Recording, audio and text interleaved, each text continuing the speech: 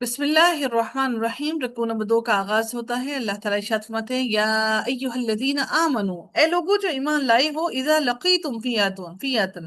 اب یہاں پھر اللہ تعالیٰ نے اپنے مومن بندوں کو جنگ کے آداب کے بارے میں، جنگ کے آداب کی تعلیم دیتے ہوئے فرمایا، اے لوگو جو ایمان لائے ہو، جنہوں نے اللہ تعالیٰ اور اس کے رسول کی تصدیق کی ہے، اذا لقیتم فیاتن فثبتوا، جب تم مد مقابل ہو کسی گروہ کو، کہ گروہ کے ساتھ لڑنے لگے ہو تو ثابت قدم رہو۔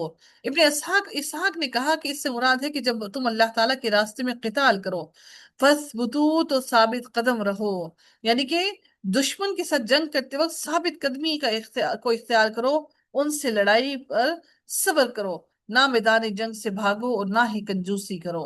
سیدنا عبداللہ بن ابی بیان کرتے ہیں کہ رسول اللہ صلی اللہ علیہ وسلم نے فرمایا، لوگوں دشمن سے مٹ بھیڑ کی تمنا نہ کرو اور اللہ تعالیٰ سے عافیت کا سوال کرتے رہو، اور جب تمہارا دشمن سے سامنا ہو جائے تو پھر ثابت قدم رہو اور جان لو کہ جنگ تلواروں کے سائے تلے ہے۔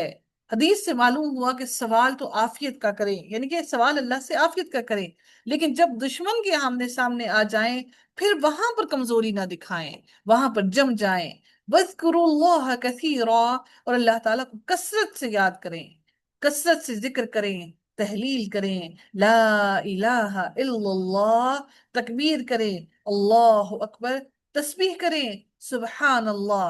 یہ حکم دیا گیا کہ جب بھی تم جنگ کے میدان میں ہو تو کثرت سے ذکر کرو، تحلیل کرو، تکبیر کرو، تسبیح کرو۔ رسول اللہ صلی اللہ علیہ وسلم نے فرمایا کہ مفردون سبقت لے گئے۔ صحابہ نے کہا، المفردون کون ہیں؟ اے اللہ کے رسول، آپ صلی اللہ علیہ وسلم نے فرمایا کہ اللہ تعالیٰ کو کثرت سے یاد کرنے والے مرد اور عورتیں، وہ مفردون ہیں۔ نبی اکرم صلی اللہ علیہ وآلہ وسلم نے ان کو مفردون کہا۔ صحیح مسلم کی اور جامع ترمذی کے اندر یہ حدیث درج ہے۔ میرے رب نے مزید ارشاد فرمایا اگلی آیت کے اندر، لعلکم تفلحون، تاکہ تم فلاح پا جاؤ، ثابت قدم رہو، تاکہ تم سب کے سب کامیابی حاصل کر لو اور دنیا اور آخرت کی فلاح پا جاؤ۔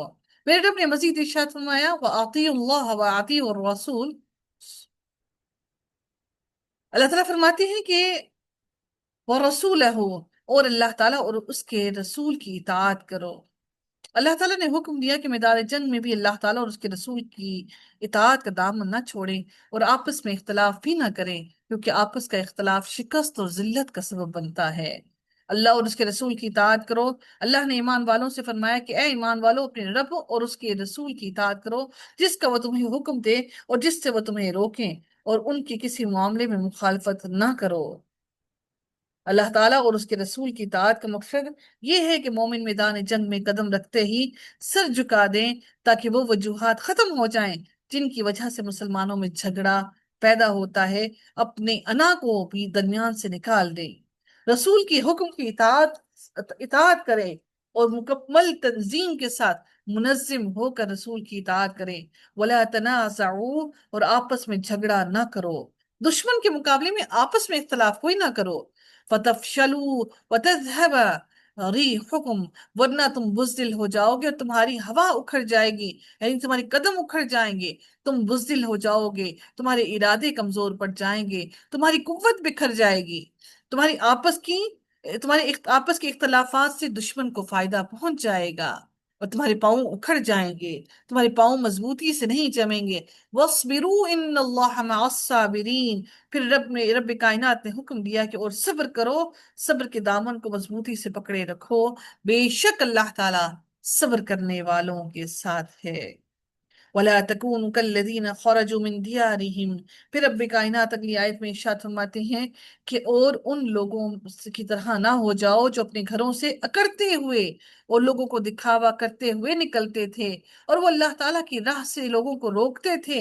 اللہ تعالیٰ جہاد میں ثابت قدمی، نیک نیتی اور ذکر اللہ کی کثرت کی نصیحت فرما کر مشرکین کی مشابہت کرنے سے روک رہا ہے، کہ جیسے وہ حق کو مٹانے اور لوگوں میں اپنی بہادری دکھانے کے لیے فخر اور غرور کے ساتھ اپنے شہروں سے چلے، تم ایسا ہرگز نہ کرنا، تم ایسا ہرگز نہ کرنا، اس غرور اور تکبر کا شکار نہ ہونا۔ کافروں کو گھر سے نکلنے کے 3 مقاصد اس آیت میں بیان کیے گئے ہیں، بطوراً، यहाँ पर देखिए, बतौरन वरिआ अन्नासी वयसुद्दून अन सबीलिल्लाहि। पहला क्या? बतौरन गरूर और जमीर में तकब्बुर का इजहार करना, करते हुए, यानी कि वो गरूर और तकब्बुर का इजहार करते हैं, तुम ना ऐसा करना। और रिया अन्नासी, और रियाकारी करने के लिए, लोगों को दिखाने के लिए, फख्र के, देखिए हम कितने ताकतवर हैं। वयसुद्दून अन सबीलिल्लाह, और वो अल्लाह ताला की राह से लोगों को रोकते थे।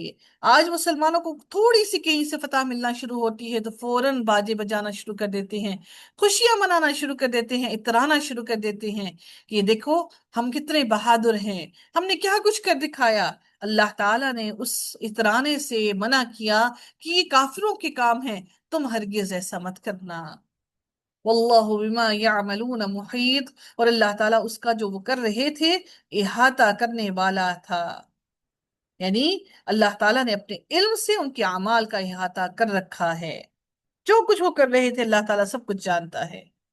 वइज़ ज़य्यना लहुमुश्शैतानु अमालहुम, फिर मेरे रब ने फरमाया, और जब शैतान ने उनके अमाल उनके लिए खुशनुमा बना दिए थे, यानी शैतान ने मुशरिकों के अमाल उन्हें खुशनुमा बनाकर दिखाए और उन्हें धोखे में डाल दिया कि तुम्हारे इरादे नेक हैं, अरब में तुम्हारा लोहा माना जाता है, दुनिया की कोई ताकत नहीं हरा सकती तुम्हें, मैदान तुम्हारे हाथ में रहेगा। वक़ाल ला गालिब लकुमुल यौम मिनन नास, फिर मेरे रब ने फरमाया, और उसने कहा, लोगों में से आज तुम पर कोई गालिब आने वाला नहीं। तुम्हारी तादाद, तुम्हारी कुव्वत, तुम्हारा असला, तुम्हारे जंगजू, हर एतबार से तुम इतनी कुव्वत वाले हो कि कोई तुम्हारे मुकाबले पर ठहर नहीं सकता। कामयाबी सिर्फ और सिर्फ तुम्हारा ही नसीब है और तुम्हारे ही कदम चूमेगी। व इन्नी जारुल लकुम, और बिलाशुबा मैं तुम्हारा हमायती हूँ। इब्लीस सराका बिन मालिक बिन बिन जाशम की शक्ल में, यानी कि वो जो शैतान है, सराखा बिन मालिक की शक्ल में कुरैश के पास आया। कुरैश और बनु मदलज के दरमियान दुश्मनी थी, कुरैश उनके शब खून से खाइफ थे। इब्लीस ने कहा, मैं तुम्हारे साथ हूं। इस तरह उनके दिल मुतमईन हो गए। ये तमाम बातें शैतान ने की, जैसे कि अल्लाह ताला ने उसके बारे में फरमाया सूरह निसा के अंदर, वो उनसे वादे करता है, याइदुहुम वयुमन्नीहिम वमा याइदुहुमुश-शैतानु इल्ला गुरूरा। फिर मेरे रब ने फरमाया सूरह निसा में कि और उनसे वादे करता है, यानी शैतान उनसे वादे करता है और उन्हें उम्मीदें दिलाता है, हालांकि शैतान उनसे धोखे के सिवा कोई वादा नहीं करता। फलम्मा तराअतिल फिअतानी, मगर जब दोनों जमातों ने एक दूसरे को देखा, जब मुसलमानों और काफिरों की फौजें आमने सामने हुई, तो काफिर मुसलमानों को और मुसलमान काफिरों को कम दिखाई देने लगे। नक़स अला अक़िबैह, तो वो अपनी एड़ियों पर वापस पलटा। कौन वापस पलटा? शैतान अपनी एड़ियों पर वापस पलट कर भागा। इब्लीस ने जब सैयदना जिब्रील अलैहिस्सलाम को देखा कि वो फरिश्तों की सफ बंदी कर रहे हैं, तो वो खौफजदा होकर भागा। वक़ाला, और वो कहने लगा, इन्नी बरी मिनकुम, बेशक मैं तुमसे बेजार हूँ। इब्लीस सराका बिन मालिक की सूरत में आया था, उसने ही कुरैश को धोखा दिया था। वो कहने लगा, मैं तो तुम्हारे साथ था नहीं, मैं तुमसे बरी उस जिम्मा हूँ। इन्नी अरा मा ला तरौना, मैं वाकई वो कुछ देख रहा हूँ जो तुम नहीं देख रहे।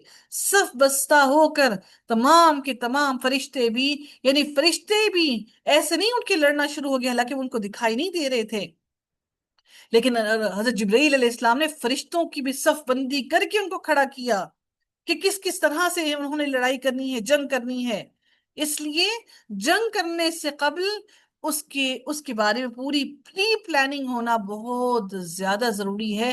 अल्लाह ताला यहाँ पर इन आयतों में यही हमें बता रहे हैं कि किस तरह से जंग करने के लिए सफ बस्ता होना चाहिए और किस तरह से आपस में यकता होना चाहिए, किस तरह से पूरी प्लानिंग के साथ मैदान जंग में उतरना चाहिए। हालांकि फरिश्तों को सब बंदी की जरूरत ना थी, लेकिन उनको भी सफ बस्ता किया गया। इन्नी अल्लाह, शैतान भी कह उठा कि यकीनन मैं अल्लाह ताला से डरता हूँ, मैं अल्लाह ताला से डरता हूँ। मैं डरता हूँ ऐसा ना हो कि आखिरत से पहले ही मुझे दुनिया में ही पकड़ लिया जाए और दुनिया ही में मुझे अजाब दे दिया जाए। इसलिए शैतान वहां से भाग गया। वल्लाहु शदीदुल इकाब, और अल्लाह ताला बहुत सख्त अजाब देने वाला, यानी उसकी पकड़ बहुत सख्त है। میرے رب نے سورہ حشر کی آیت نمبر 16 اور 17 میں ارشاد فرمایا، جیسے شیطان کی مثال ہے جب اس نے انسان سے کہا کفر کر، پھر جب اس نے کفر کیا تو اس نے کہا میں تجھ سے لا تعلق ہوں، یقیناً میں اللہ تعالیٰ سے ڈرتا ہوں جو تمام جہانوں کا رب ہے۔ چنانچہ ان دونوں کا انجام یہ ہے کہ یقیناً وہ دونوں ہمیشہ آگ میں رہنے والے ہیں، اور ظالموں کی یہی سزا ہے۔